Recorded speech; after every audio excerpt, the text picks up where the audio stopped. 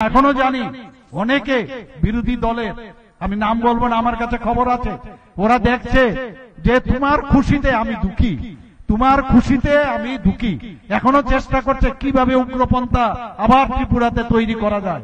বন্ধুগণ, আবার আমি ওনাদেরকে হুঁশিয়ার দিচ্ছি, এবার কিন্তু ছাড় দেওয়া হবে না। কেউ যদি উগ্রপন্থী আবার শুরু করে, এখানে সমস্ত খবর আছে, আমাদের সাথে মাননীয় প্রধানমন্ত্রী জি আছে, কাউকে ছাড় দেওয়া হবে না। বহুত কষ্টে একটা শান্তির পরিবেশ আমরা ত্রিপুরা রাজ্যে আমরা তৈরি করতে পেরেছি। আমরা চ্যালেঞ্জ নিতে জানি, যে কোনো দুর্যোগপূর্ণ অবস্থা দ্বারা, যে ধরনের অবস্থা দ্বারা আমরা সেটা মোকাবেলা করতে যাই। বন্ধুগণ, আপনারা জানেন মণিপুরে যখন এক সাংঘাতিক একটি অবস্থায়, খুবই কন্ডিশন খারাপ ছিল, এখানকার প্রায় যে আমাদের ত্রিপুরার ছেলে মেয়েদের ওখানে সাংঘাতিক অসুবিধা হচ্ছিল, খাওয়া দাওয়া বন্ধ হয়ে গেছিল, তাদের গার্জিয়ানরা আমাদের কাছে এসে বলছে তাড়াতাড়ি আমাদের ছেলে মেয়েদের বাঁচান।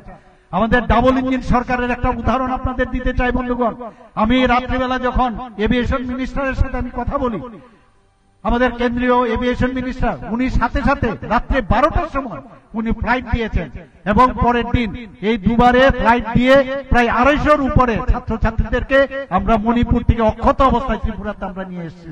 বন্ধুগণ, এবং তাদের জন্য 1 পয়সাও তাদের দিতে হয়নি, ত্রিপুরা সরকার আমরা সেটা বহন করেছি।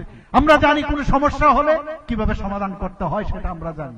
আমরা কুমারঘাটের রথের ঘটনা আপনারা জানেন, যখন সেখানে বিদ্যুৎপৃষ্ট হয়ে বহুত আমাদের নাগরিকরা মারা গেছে, সেখানে আমি রাত্রিবেলা ট্রেনে করে সেখানে গেছি, এবং আমরা ওখানকার জানি এমএলএ থেকে শুরু করে সবাই মিলে আমরা যেভাবে ওদের পাশে দাঁড়িয়েছি, মাননীয় প্রধানমন্ত্রীজিও তাদেরকে সাহায্য করেছে। বন্ধুগণ, আমরা যে কোনো সমস্যা হলে খুব সিরিয়াসলি আমরা নিই, মনে হয় যেন আমার ঘরের সমস্যা। তো কাজে কিন্তু এখন সময় কম, প্রতিটা এভরি সেকেন্ড কাউন্ট, আমরা প্রতিটা মুহূর্তে আমরা কাজ করতে চাই। মনে হয় যেন সময় চলে যাচ্ছে, কিন্তু কাজ অনেক বেশি, আমরা সেই দিশে আমরা কাজ করি। আগে ভাবতো কিভাবে ঘোলা জল করা যায়, ঘোলা জলে মাছ ধরার যে কায়দা ওরা জানতো।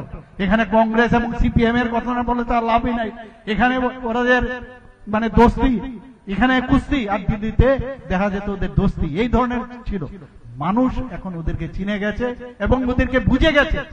অনেক লোক মানুষ এই কমিউনিস্টদের যে একটা সাবস্টিটিউট, সেটা কংগ্রেসকে ভেবেছিল, কিন্তু আজকে রেজাল্ট দেখুন সর্বভারতীয় স্তরে কি হয়েছে, শূন্য পেয়েছে। এবার দিল্লির রেজাল্ট কি? 0। আর কমিউনিস্টরা কি পেয়েছে? নোটার সাথে এখনো কম্পিট করছে, এখনো নোটার সাথে। বন্ধুগণ, তো এতে করে প্রমাণ করছে একের পর এক রাজ্য যেভাবে ভারতীয় জনতা পার্টি আসছে, আর বাকি 1-2টো বাকি আছে, আগামী দিন আপনারা দেখবেন সেগুলো আমরা জিতছি।